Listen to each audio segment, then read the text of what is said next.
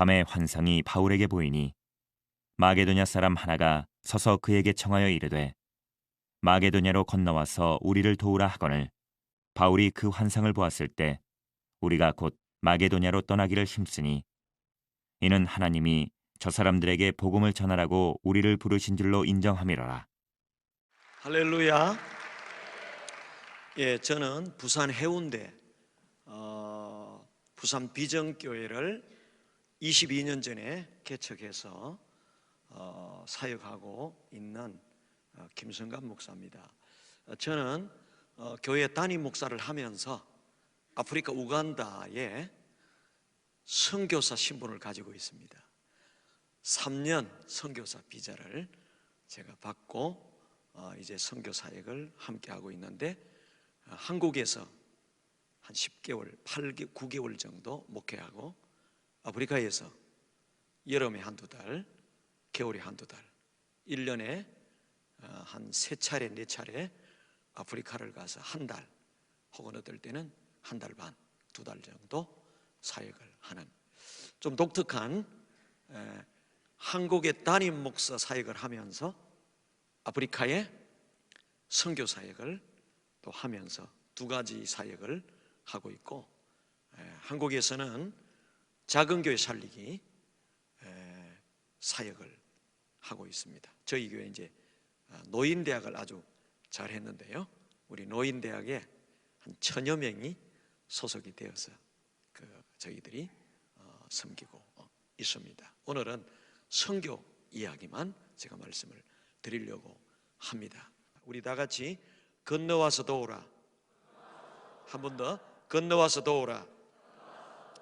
예, 저는 경상남도 지리산 한쪽에 함양이라고 하는 곳에 시골에서 태어났습니다.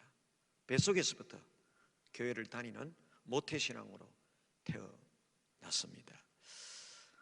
우리 교회는 약 100년 가까이 된 교회입니다. 저희 아버지는 예배당 바로 옆집에 사시면서 수십 년간, 옛날에 예배당 종이 있었잖아요, 종치기 삶을 사셨어요. 저희 어머니는 예배당에 옆집에 있으면서 청소하고 예배당 밥하는 일을 수십 년간 하셨어요. 저희 어머님이 아직 90인데요 살아계세요. 저희 교회 지금 이제 시골서 내려오셔서 저희 교회 출석하는데, 저는 믿음 좋은 아버지와 또 헌신적인 어머니의 품 안에서 믿음 생활, 어려서 교회가 전부 다였어요. 우리 집에서 교회 가는 데는 30초밖에 안 걸립니다. 담장 하나로, 환경이 중요합니다. 담장 하나로. 그러니까 교회 살았죠. 학교는 빠져도 교회는 안 빠졌어요. 어릴 때 저희의 모든 것이 교회였습니다. 그러다가 17살 때 그 창고등학교에서 하는 SFC라고 하는 학생 신앙운동 겨울 수련회 있잖아요. 수련회에 갔는데 거기서 큰 충격을 받고 도전을 받고 두 가지를 결심했습니다. 하나는 1년에 성경을 최소한 1독 이상 하겠다.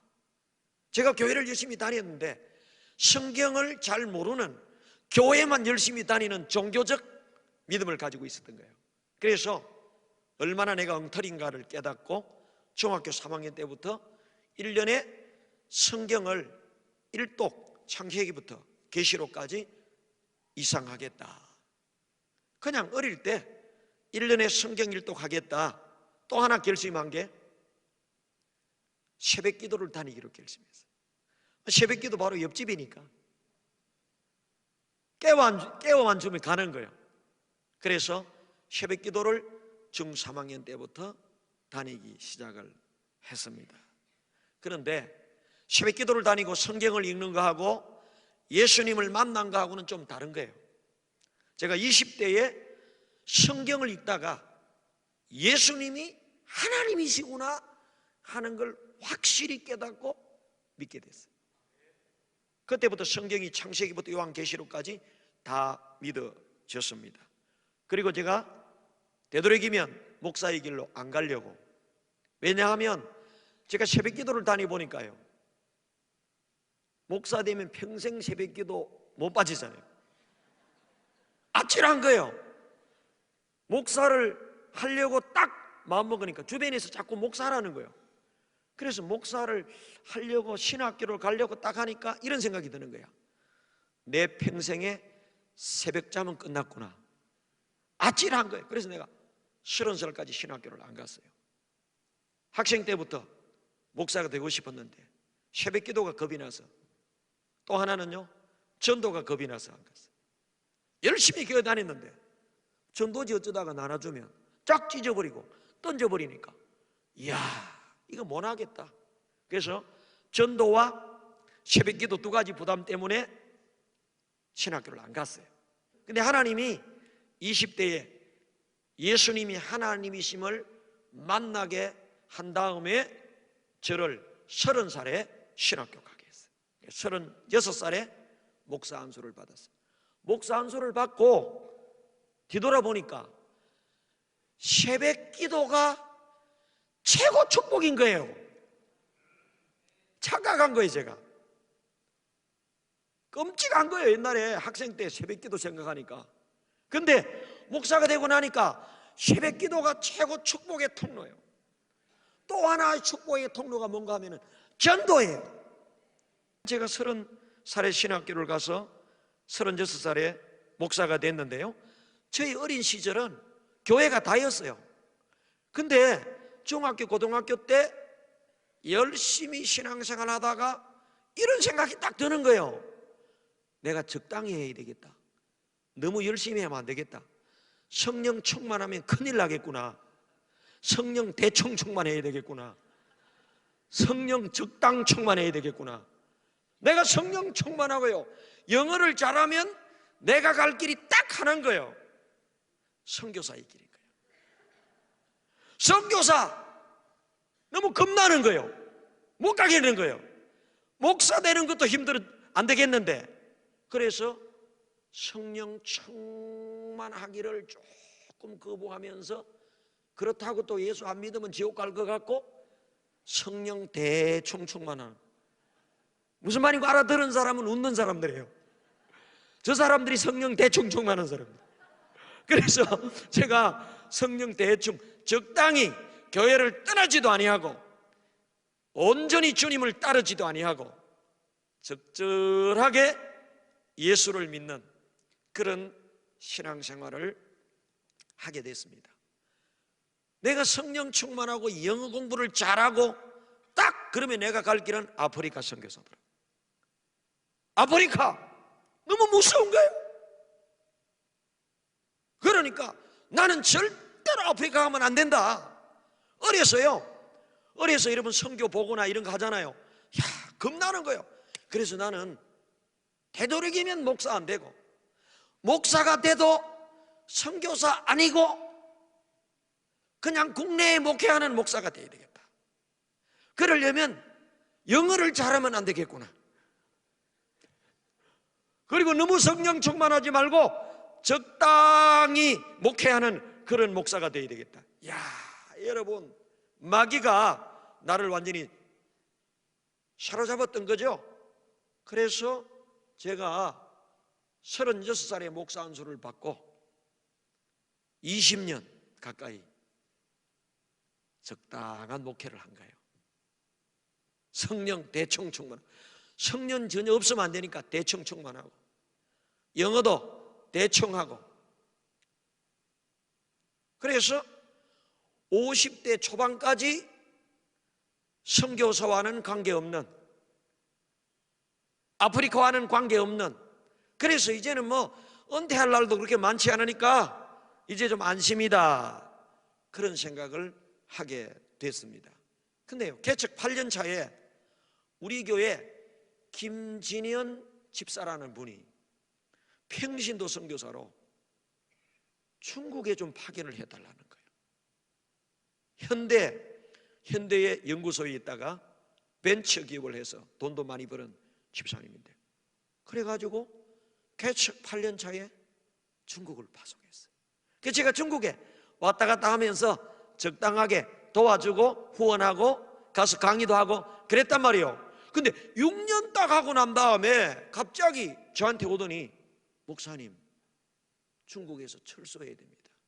왜냐하면 중국에 올림픽 경기를 하게 되면서 공안이 너무나 심하게 단속을 해가지고 외국인 선교사들을 다 색출해가지고 추방시킨다는 거예요.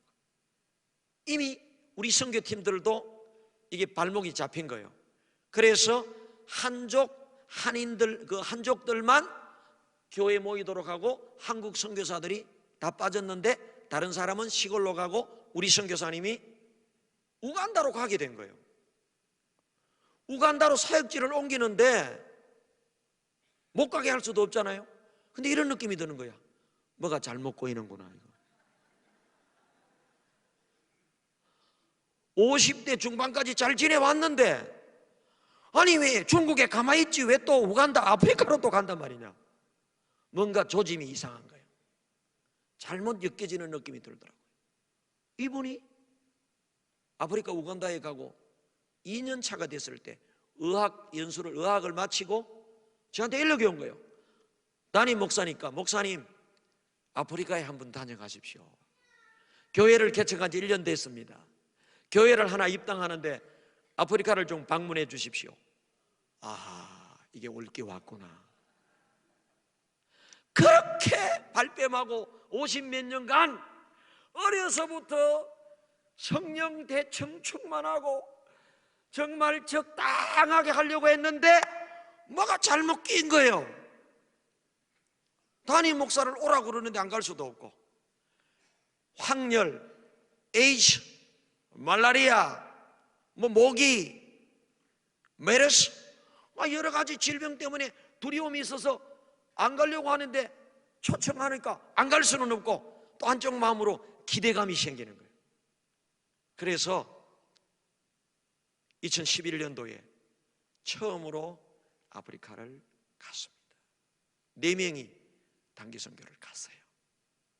갔는데요, 도착하자마자 그 다음 날부터 선교사님이 새벽 일찍 비포장을 7시간 달려가지고 시골로 가는 거예요.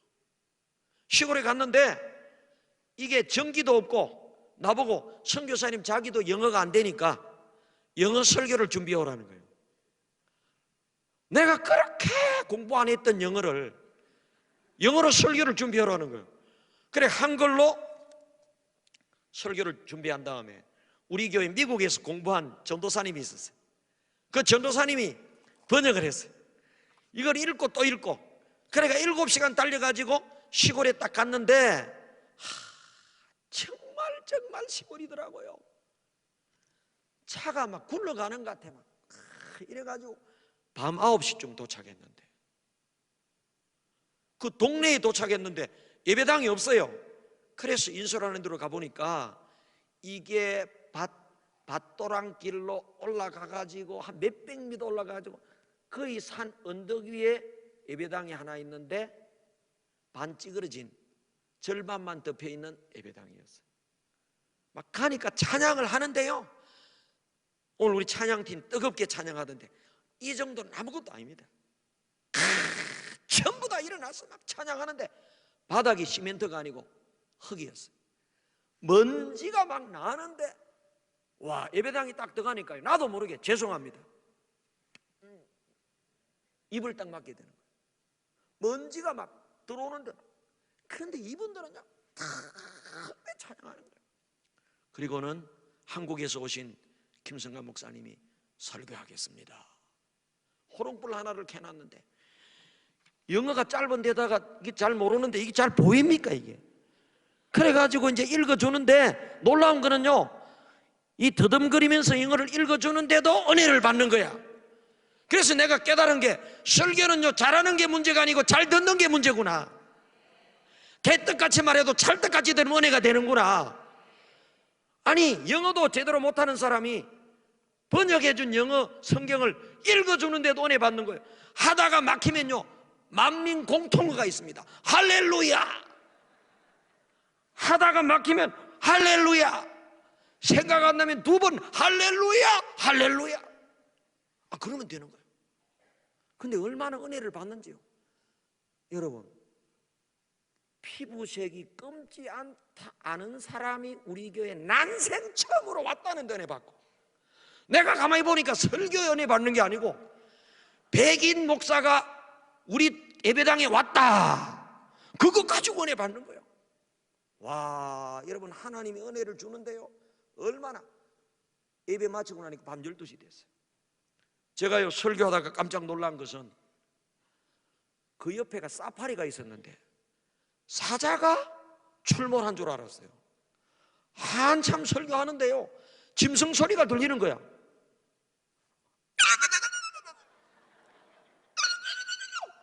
아니, 이 사람들이요, 기분이 좋으면 짐승 소리를 내는 거예요. 아프리카 사람들은요, 기분 좋고, 우리로 말하면 할렐루야 이런 표현을 할 때 짐승 소리를 내는 거예요. 이 소리도 아무나 못 내더라고. 중간에 내는 사람이 딱 있어요. 뭐 소프라노 딱 있듯이 딱 내는 거예요. 제가 설교하다가 막 깜짝 놀라는 거야. 왜? 사자가 온 줄 알아가지고 한참 설교하다가 눈을 딱 떴는데요, 깜짝 놀란 거예요. 소름이 쫙 끼죠. 왜? 100명 정도가 참석했는데요, 캄캄하잖아요. 전기도 없는데 앞에 원고 보라고 호롱불 같은 거 하나 켜놨는데, 그 호롱불에 100명 얼굴이 딱 비치는데 새카매가지고 얼굴 하나도 안 보이고 눈동자 200개가, 짐승 200마리가 나를 노려보는 것처럼. 제가 첫날 저녁에요, 문화 충격을 받아가지고, 내가 안 온다 그랬잖아, 아프리카는 나하고 안 맞다 그랬잖아, 왜 자꾸 오래가지고 그래, 하나님 왜 안 맞는 나를 여기 보냈습니까? 아니, 부산에서 나름대로 목회 잘한다고 인정받고 있는데 왜 이까지 보내가지고 일합니까? 마쳤어요. 12시 됐는데 목사님이, 여자 목사님, 자기 집으로 데리고 가는데 캄캄해요. 아프리칸 칼처, 아프리카 문화가 뭔가 하면 손님은 절대 그냥 보내면 안 돼요. 12시에 집회 마쳤는데 밤 12시에 음식을 준비해 온 거야. 근데 만약에 여러분 아프리카 앞으로 가시걸랑 음식을 준비했는데 안 먹으면요, 큰일 납니다. 왜냐하면 이 음식을 안 먹는다는 것은 무엇을 뜻하느냐, 이 속에 독을 탔다고 인정하기 때문에 안 먹는다는 거예요. 음식을 먹어주면 친구가 됩니다. 음식을 안 먹으면 원수가 됩니다. 야, 그 선교사님 음식을 먹어야 된대. 진짜 위생적으로도 그렇고 막 음식을 조금 뜯어가지고 입에 넣었어요. 모래가 팍 씹히는 거예요. 밭아내면 큰일 납니다. 근데 이걸 먹었어요. 그리고는 하룻밤을 잤어요. 그 다음 날은요, 아예 예배당 행체도 없는 풀밭에서, 나무 밑에서 예배를 드리는 거예요. 그리고 또 아프리카 사람들은 찬양을 좋아하고 안수를 좋아하는 거예요. 안수를 해달라면, 고신청 목사라서 안수 잘 안 하는데 특별한 경우 하는데, 그래서 내가 선교사님 시키는 대로 안수를 딱 했는데요, 깜짝 놀랐어요. 여러분, 한국에서요, 교인들 머리에나 안수를 딱 하면요, 따끈따끈합니다. 근데 이 아프리카 사람에게 안수를 딱 손을 대는데 잡잡한 거예요. 너무 불쌍한 거예요. 피부가 검은 데다가, 여자들요, 여러분, 아프리카 사람들은 이 머리가 다 가발입니다. 여러분, 머리 긴 것만 해도 얼마나 은혜고 축복인지 몰라요. 가슴이, 이 몸이, 얼굴이 잡잡, 냉기가 얼마나 건강에 안 좋은지 너무 불쌍한 거예요. 그래서 예배를 드리고 7시간 또 비포장을 타고 캄팔라 수도에 왔어요. 그 다음 날은 동부 쪽으로 가자는 거예요. 동부 쪽에는 에이즈 환자 23명을 돌보는 예배당이래요, 교회래요. 가보니까 거기도 을기설기 대충 엮어놨는데 바닥은 모래였어요. 근데 거기 가서 예배를 드리는데, 거기는 낮이어서 조금 무서운 건 덜 했어요. 낮에 예배를 드리고 제가 중간에 에이즈 아이들하고 고아들하고 사진도 찍고 목사님이 또 대접한다고 나무 밑으로 저를 모시고 갔어요. 그래서 제가 대화를 나누는데 이렇게 말하는 거예요. 목사님, 이 아이들이 부모가 에이즈로 다 죽어버려서 이 고아들을 교회에서 돌보는데 모래바닥에 흙바닥에 잠을 자고 신문지 하나 깔고 잠을 자는데 시멘트 바닥에 잠을 잘 수 있는 건물만 하나 지어주면 그걸로 예배당으로 쓰고 고아원으로 쓰고 유치원으로 쓰겠습니다. 그러는 거예요. 근데 여러분, 나는 아프리카를 갈 준비도 안 하고 오라 그래서 한 번 갔는데 예배당이 필요하다는 거예요. 고아원이 필요하다는 거예요. 그럴 때 우리가 대답하는 게 있잖아요. 기도해 봅시다. 기도해 봅시다는 뭡니까? 준비 안 됐습니다, 그 말이거든요. 그 상황을 피해가는 말인데 기도해 봅시다 그랬는데 이 사람이 알아듣기는 예배당 지어주겠습니다 이렇게 알아들은 거예요. 얼마나 좋았어. 그리고는 기도해 줍시다 하고 대화를 마치고 캄팔라 수도로 딱 선교사님 차를, 고물차를 타고 돌아오는데요, 차 속에서 오늘 이 본문의 말씀, 하나님이 저에게 건너와서 아프리카를 도우라. 제가 그랬어요. 하나님, 부산 시골에 가난한 목사가 어떻게 돕는단 말입니까? 그러니까 하나님이 러브 아프리카, 아프리카를 사랑하라. 아프리카를 사랑하면 다 길이 열린다. 그래서 제가 그때 하나님의 내적인 음성을 두 마디 들었어요. 하나는 건너와서 아프리카를 도우라, 또 하나는 러브 아프리카. 그리고는 한국으로 왔어요. 제1차 단기 선교는 짧게 하고 한국으로 돌아왔는데 한국에서요, 눈만 감으면 새카만 아프리카 아이들이, 여러분 한국 사람들은 눈이 어떻습니까? 저도 옛날에 눈이 컸는데 나이가 들면서 이상하게 자꾸 눈이 작아지더라고요. 단축구멍처럼 쫙 찢어지잖아요. 아프리카 애들은요, 황소눈처럼 눈이 큽니다. 이런 황소눈 같은 아이들이 눈만 감으면 떠오르는 거예요. 아무리 지워도 안 지워지는 거예요. 그러면서 건너와서 아프리카를 도우라. 러브 아프리카.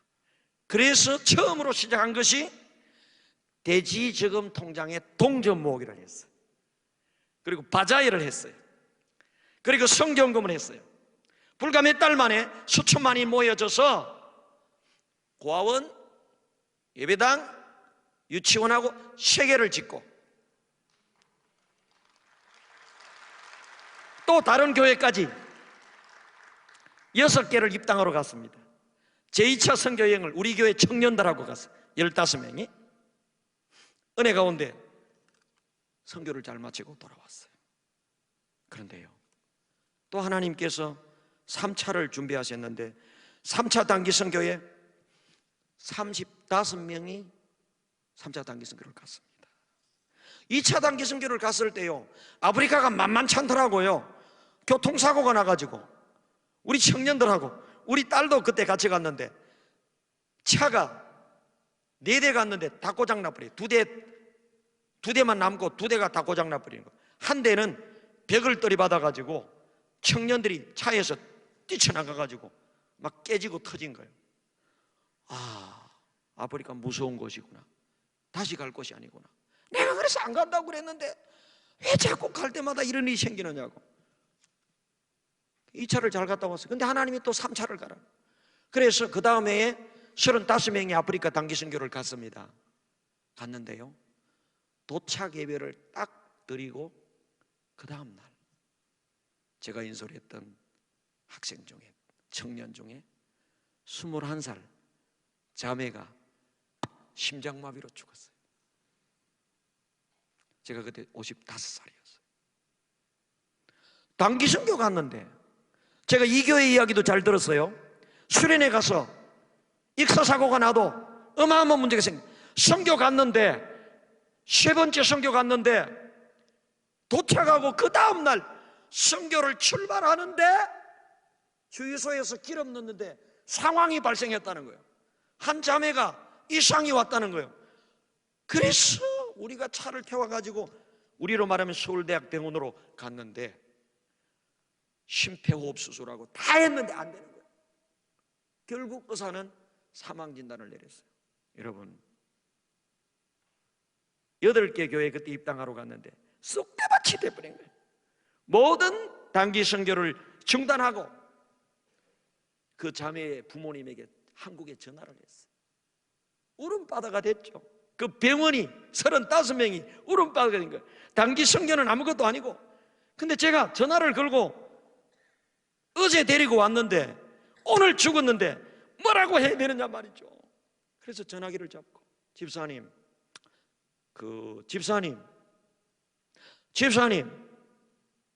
얼마나 오래 껐는지 몰라요. 그리고요, 결국 의사의 진단으로는 이 자매가 이 설기인데요, 다시 살아날 가능성이 없답니다. 죽었다는 말을 못 하겠는 거예요. 죽었다는 말을 해야 되는데 그 말이 그 말이잖아요. 다시 살아날 가능성이 없다. 죽었다는 말이죠. 그렇게 전화를 했는데 그 전화를 받은 집사님 울음소리 들려요. 제가 55년 목회 가운데 제 인생 가운데 가장 힘든 순간이었어요. 그리고는 하나님이 화를 냈습니다. 하나님, 내가 아프리카 안 온다고 그랬잖아요. 왜 안 온다는 사람을 보내가지고 이렇게 고통스럽게 합니까? 어찌하란 말입니까 하나님? 그리고는 내가 다시는 아프리카 안 옵니다 하나님. 이게 뭡니까 이게? 밀어줘도 뭐 할 건데 사람을 이렇게 골뱅 들일 수 있습니까? 너무 화가 나는 거예요. 아프리카는 끝났다. 이제 다시는 안 온다. 4시간 5시간 후에 한국에서 전화가 왔어요. 제가 시키는 대로 하겠습니다. 철수하라면 철수하고 시키는 대로. 이미 모든 것 다 포기했어요. 심지어는 나는 교회를 사임할 준비를 했어요. 제가 개척한 교회지만 교회 사임하겠다. 사임할 뿐만 아니라 목회를 안 하겠다네. 하나님 앞에 얼마나 화가 나는지. 근데 전화가 왔어요. 직접 전화가 온 우리 전도사님을 통해서, 목사님, 우리 설기의 장례식은 절차를 따라서 진행하시고 아프리카 단기 선교 계획된 대로 한치의 오차도 없이 그대로 진행하십시오. 그 소리를 저는 하나님의 음성으로 들었어요. 여러분, 적어도 여러분의 자녀가 아닙니다.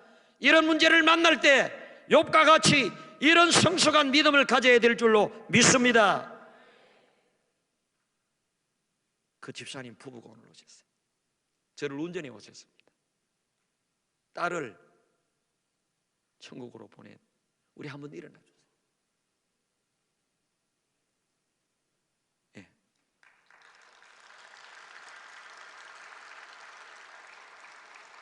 우리 교회 안수 집사님이고 근사님인데요, 제 멱살이 잡고 내 자식 살려내라, 저 목회 끝나는 거예요. 근데 하나님이 저분들의 마음속에 역사하셔서 단기 선교 계획된 대로 한치의 오차도 없이 그대로 진행하고 장례식은 장례식대로 진행하도록 하라고. 그래서 이 아이를 병원에 그 냉동실에, 시설이 안 좋아요. 얼음에다 이래가지고 시체를 넣어놓는 거야. 그 시체를 제가 봤어요. 딱 안치시키고, 우리는 단기 선교 가는 동안에 3일 후에 집사님 부부가 오셨어요. 그 장례식을 했는데 화장을 했어요.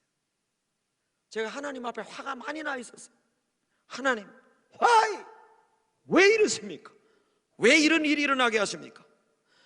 열심히 선교하겠다고 하는데 왜 이렇게 어려움과 고난을 주십니까? 이제 장례식을 하게 됐는데 나는 막 골이 깨지는 것 같아요. 잠을 잘 수가 없어요. 그래서 밤에 잠이 안 와서 하나님께, 내일 장례식인데 무슨 설교를 해야 됩니까? 왜 이렇습니까 하나님? 그랬더니 하나님이 답을 주시는데, 혹시 여러분 나가실 때 관심 있는 분들은 해보를 한번 읽어보세요. 제가 장례식 설교 한 내용이 거기에 다 나와 있는데요, 하나님이 이렇게 말씀하는 거예요. 이 설교의 사명은 아프리카 선교의 꽃이 되는 게 아니고 아프리카 선교의 불씨가 되는 것이다. 할렐루야. 여러분, 사명은 다 다릅니다. 이 자매는 아프리카 땅을 밟는 것으로 사명을 다했다. 불씨라는 거예요. 어떤 불씨입니까? 아프리카 선교의 불씨라는 거예요. 그러면서 하나님께서 말씀하세요. 앞으로 아프리카에 놀라운 일이 일어날 것이다. 그러면서 제가 그 설교를 모든 사람에게 했는데, 왜 하나님이 이 자매를 데리고 갔는가를 하나님이 가르쳐준 그대로 제가 옮겨 적어서 설교를 했어요. 근데 거기에 참석한 모든 사람이 이 자매의 죽음의 이유를 다 이해한 거예요. 아무도 슬퍼하지 않았어요. 이별의 슬픔 말고는. 그리고 거기서 하나님께서 선포하게 하는 거예요. 풀밭에 텐트를 쳐놓고 장례식을 했는데 이 자리가 설기를 기념하는 기념교회가 세워질 것입니다 이야기했어요. 설기 기념 유치원이 세워질 것입니다. 설기 기념 초등학교와 중고등학교가 세워질 것입니다.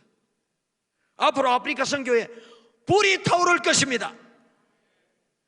되고 나서가 아니고 그 죽음에 그런 설교를 딱 했어요.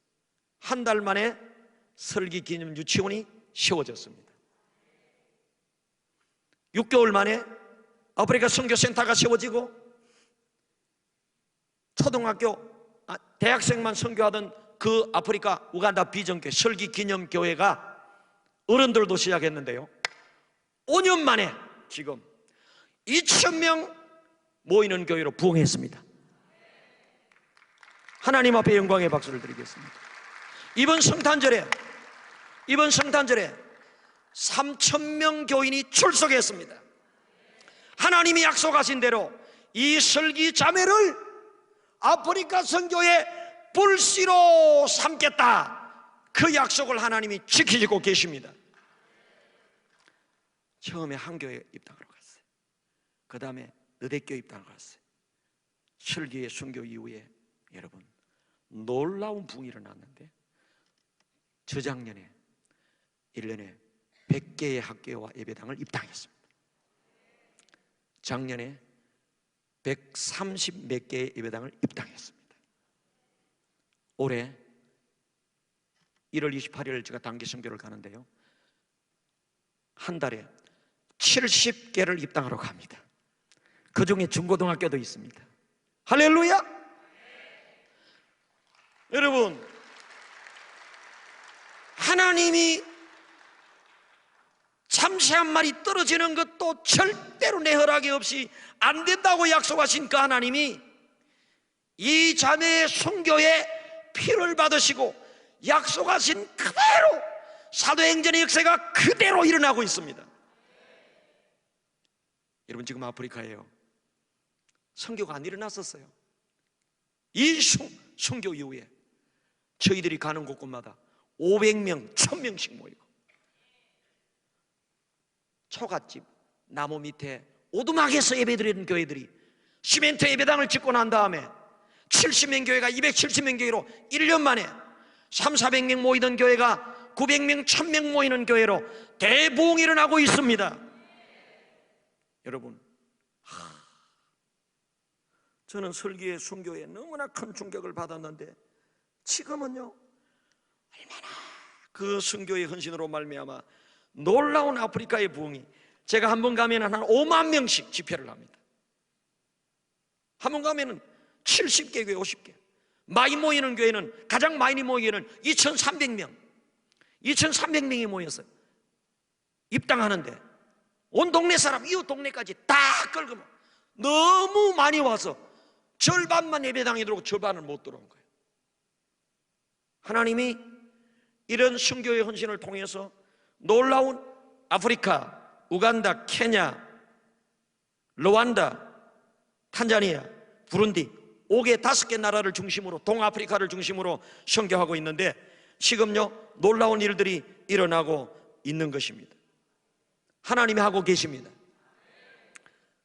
이제 200교회씩 매년 학교와 예배당 200개를 입당합니다. 여러분, 빵을 200개 굽는 것도 어렵습니다. 300명, 400명, 500명, 600명 들어가는 예배당을 1년에 200개씩 입당하는 것, 올해는 이제 200개 정도 합니다. 이번에 1월, 2월 달에 70개를 입당하게 됩니다. 그 중에 중고등학교도 포함되어 있는데요, 하나님이 사람이 할 수 없는 일을, 어마어마한 일들을 하고 계시는데, 이제 저희들이 불과 3, 4년 후면은 1,000개의 학교와 예배당을 건축하게 되는데, 1,000개를 건축하고 기념 선교대회를, 우리 한국에서 선교대회를 부산에서 한번 했어요. 작년에 1,000교회를 짓고 난 다음에 우간다에 우리로 말하면 잠실체육관 같은 맨델라 스타디움이 있습니다.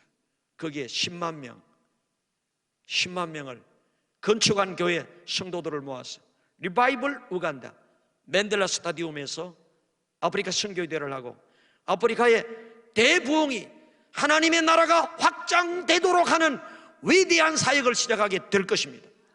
2,000교회를 짓고 난 다음에 두 번째, 리바이벌 아프리카, 리바이벌 케냐, 리바이벌 탄자니아, 위대한 부흥의 운동이, 한쪽 기둥에 예배당 몇 개를 짓는 운동이 아닙니다. 아프리카 부흥을 허락하여 주시옵소서. 저는 최소한 아프리카에 100만 명, 1000만 명이 부흥하는, 지금 옥토의 땅이 아프리카입니다. 이 선교를 위하여 내가 죽어야 될 곳에 내 제자 설기 자매가 죽었기 때문에 저는 내 생명을 바치기로 하고 우리 교회에 선포했습니다. 내 시간의 20%를 아프리카에 헌신한다. 그래서 우리 교회에서는 아무 문제 제기를 하지 않습니다. 제가 교회를 5주일씩, 1년에 10주일, 열몇 주일을 비워도 아프리카 선교회, 그래서 제가 아프리카를 열심히 다니다 보니까 아프리카 우간다에서 저에게 선교사 비자를 내줬어요. 그래서 제가 담임 목사하면서 또 아프리카 우간다의 선교사입니다. 여러분, 그러면 왜 아프리카 선교를 해야 됩니까? 여러분, 영적인 지도를 보면요, 아프리카는 지금 북쪽은 완전히 이슬람화되어 있습니다. 이집트, 리비아, 이디오피아, 소말리아 완전히 점령, 수단 다 이슬람화되었어요. 90% 이상 이슬람화되었습니다. 이제 아프리카 해안가, 이 교회도 서쪽에 선교하는 걸로 알고 있습니다. 서쪽은 더 어렵습니다. 여러분, 이 동쪽보다 서쪽은요 더 이슬람이 막강하고, 이슬람은요 북쪽을 완전히 장악했고, 해안 쪽을, 사우스 아프리카 남아공까지도, 남쪽까지도 해안을 다 장악했어요. 어디로 가고 있는 줄 알아요? 남진, 그리고 내륙으로 이슬람화 작업을 하고 있습니다. 이 이슬람에서는요 10km마다 하나씩 모스크를 세우는 전략으로, 리비아와 사우디에서 어마어마한, 제가 올해 아프리카 선교하는데 23억을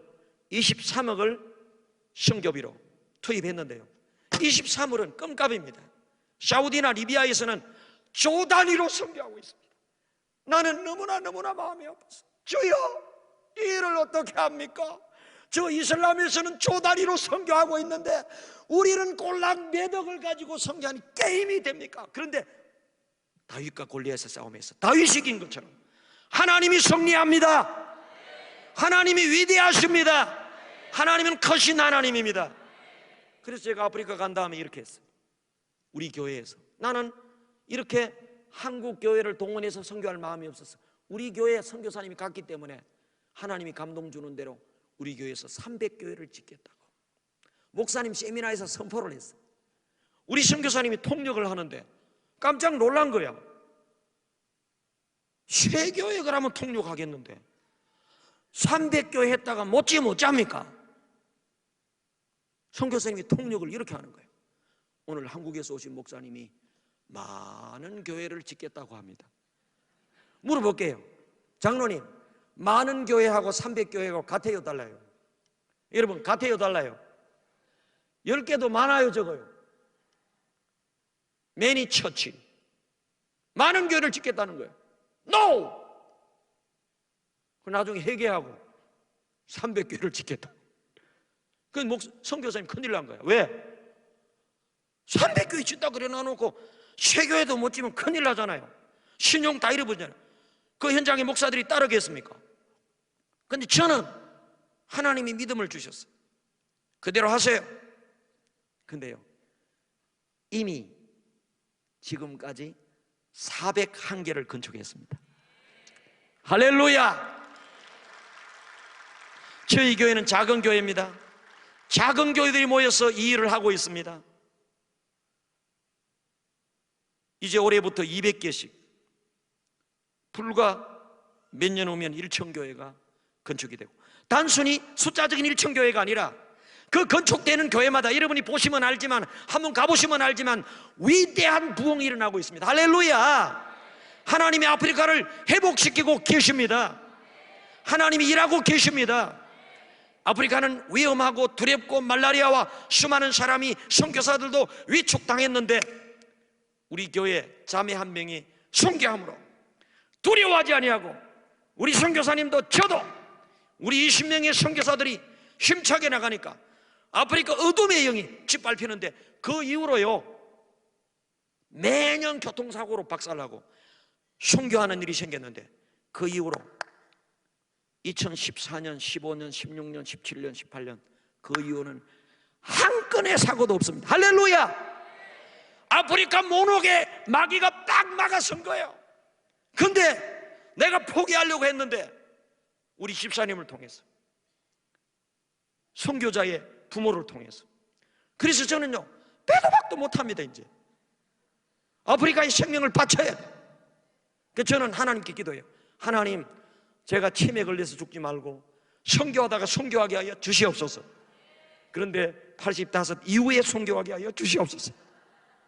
중년에 저를 데려가지 마시고 할 일을 다 하고, 삼천교회, 아프리카의 유니온 바이블 칼리지, 유니온 에듀케이션 칼리지 교육대학과 신학대학을 세우고, 아프리카의 방송국을 세우고, 아프리카에 하나님이 역사하시면 1천만 명 이상도 주께로 돌아오게 하는 위대한 역사를 이루고 난 다음에 저를 데려가시옵소서.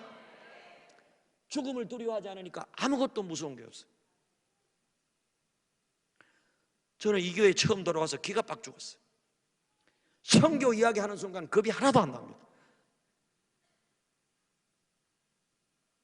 왜 선교해야 됩니까? 아프리카에 목회자들의 자질이 너무 부족해요.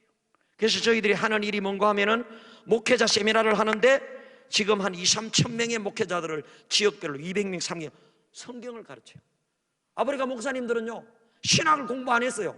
남편 목사님이 죽으면요 목사님이 아내에게 당신이 오늘부터 이 교회 목사입니다.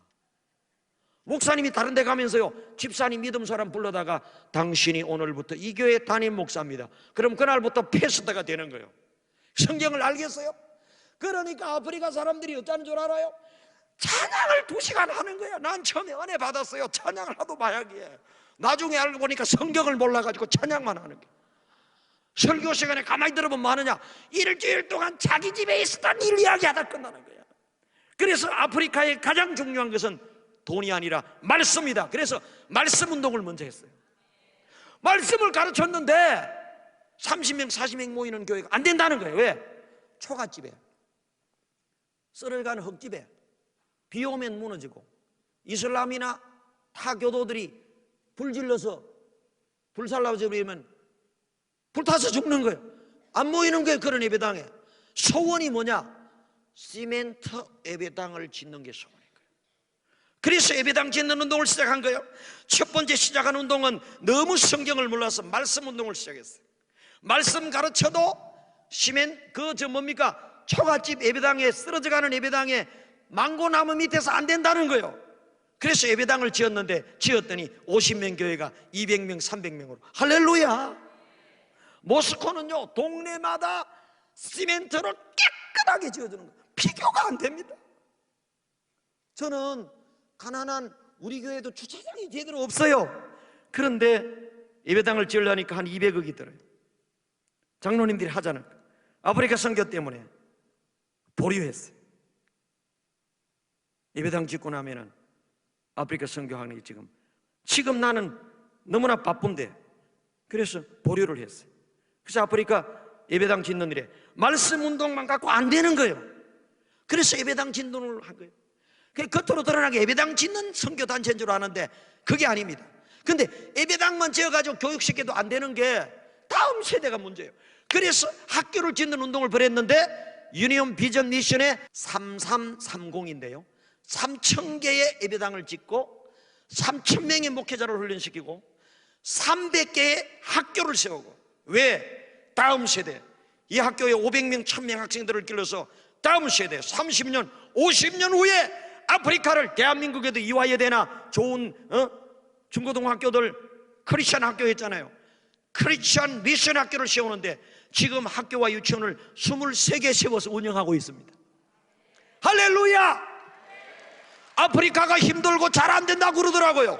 나도 가보니까 힘들더라고요. 하나님이 하시니까 됩니다. 위대한 역사가 일어납니다. 지금도 하나님은 살아계십니다. 아프리카 사람들은 제가요 한국의 유명한 재벌인 줄 압니다. 나 만나고 나면 예배당이 다 지어지거든. 제가 방문한 곳에 다 예배당 지어진 거예요. 여러분, 예배당 짓는 거 간단하잖아요. 저는 제가 짓는 게 아니에요. 우리 교회에서 지금 한 7, 80개 지었어요. 불과 몇 년 만에. 그리고 저의 이야기를 듣고 수많은 교회가 하는 거는 굉장히 어려워요. 교회는요 회의하다가 다 끝나. 감동받은 개인들이 지어서, 어떤 사람은 장로 임직 기념으로, 어떤 사람은 은퇴 기념으로. 우리 교회 어떤 권사님은요 갑상선 암이 걸렸는데 요즘은 암 진단금이 잘 안 나와요. 그때 3천만 원 나왔어. 3천만 원을 수술 비용으로 안 쓰고 아프리카 학교 짓는데, 예배당 짓는데 헌금했어요. 우리 교회 어떤 분은요 직업이 뭔고 하면은 폐지 줍는 거 있잖아요. 박사하고 폐지 줍는 할아버지가 70 넘어서 교회 나왔어. 근데 이분이 저를 만나자는 거예요. 왜 그러십니까? 어느 날 봉투를 하나 가져왔어. 이게 뭡니까? 나보고 뭐 식사나 함께 하라고 주는 줄 알았어. 열어보니까 1000만 원이 들었더라고. 이건 뭡니까? 목사님 선교하는 데 썼어요. 아프리카 교회 짓는데 폐지 줘가지고 얼마나 팔아야 1000만 원을 모으겠어. 그 1000만 원을 뭐, 그분이요 몇 년 후에 또 온 거야. 또 봉투로 폐지 줍는 집사님이 2천만 원을 헌금해서 우간다와 케냐에 2개 교회를 헌당했어. 하나님이 기뻐 받으시는 줄로 믿습니다. 이렇게 개인이 하는 거는 너무나 쉬워요. 아프리카 교회를 하나 세우는데 지금 저희들이 보통 3, 4천만 원 드는데 우리는 인프라를 다 구축해 놔가지고 1100만 원에 $10,000로 200명, 300명 들어가는 예배당을 하나 지어요. 4, 500명 들어가는 걸 1,500만 원에 지어요. 500명, 600명 들어가는 예배당은 2천만 원에 지어요. 여러분, 이 땅에 살면서 뭐 하나 남기고 가렵니까? 아파트 남기고 갈래요? 예배당 하나 남기고 가시기 바랍니다. 여러분이 출석하는 이 예배당을 짓느라고 수고하셨습니다. 이제 저 가난하고 힘든 아프리카에 여러분의 이름으로 예배당 하나를 남기고 가시기를 바랍니다.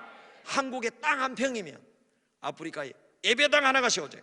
우리 교회도요, 제가 700만 원 주고 땅을 샀는데 지금 땅값이 한 평에 3천만 원이에요. 한 평 팔면 교회 3개씩. 여러분, 1100만 원이면 2, 300명이 들어가는 예배당을 하나 지어요. 2천만 원이면 5, 600명 들어가는, 1500만 원이면 4, 500명이 들어가는 예배당을 하나 지어요. 지어놓으면 지금 부흥의 불길이 일어나고 있어요. 이 땅에 살면서 이 땅을 떠나기 전에 뭘 하나 남기고 가시겠습니까? 하나님이 기뻐하는 교회 하나 남기고 예배당 하나 남기고 가는 여러분들 되기를 주님의 이름으로 축복합니다. 주님이 오늘 이렇게 물으십니다. 저에게 물으셨어요. 건너와서 도우라. 러바 아프리카. 주님께서도 말씀하세요. 누가 나를 위하여 갈고. 저는 이 물음에 돈도 없고 건강도 없고 영어도 못하지만 주님, 저를 써 주시옵소서. 근데 가분하게 쓰시는 거예요. 저는 한국의 목회는 크게 지금 못해. 그러나 앞으로 우리가 지금 시작한 우간다 비전교회가 지금 3,000명 5년 만에 몇 년 안에 1만 명 교회로 부흥합니다. 할렐루야. 세계 지교회를 세웠어요. 300명씩 몇 달 만에 지금 부흥하고 있어요. 아프리카에 지금 황금 시즌을 맞았어요. 저는 우리 한국보다 아프리카에 더 투자를 하는데 누가 나를 위하여 갈고? 주여, 내가 여기 있습니다. 나를 써주소서. 오늘 안산 빛나교회 여러분들을 향하여 주님이 이렇게 말씀하십니다. 누가 나를 위하여 갈고?